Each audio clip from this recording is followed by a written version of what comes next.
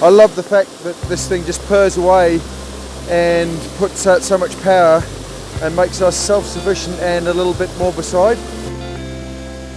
I'm standing in front of our own little mini hydro power plant, which was built in the 1930s by my grandfather and his brother. It was a huge investment for them at the time. The hydro is just one example of how we're trying to reduce our carbon footprint.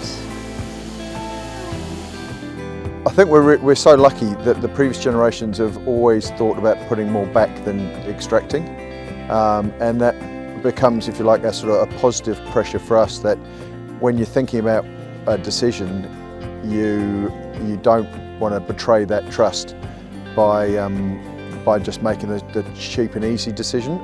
We try and focus on the long term. One of the basic planks of regeneration is to not do monoculture, is to have multi-species mixes and to look at plants that complement each other. So we call it regen as if it's like a new idea. It's not at all, it's just going back to the basics that older generations would have instinctively understood.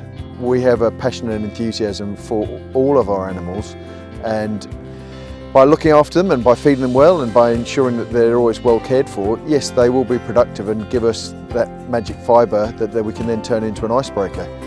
We were one of the first 5 properties to supply Icebreaker way back in the day, when it was really just one guy with a suitcase of samples trying desperately to fight against a wall of synthetics. Just like a lot of the other intergenerational things here, you know, we're crossing into our 2nd generation of involvement with Icebreaker after 25 years.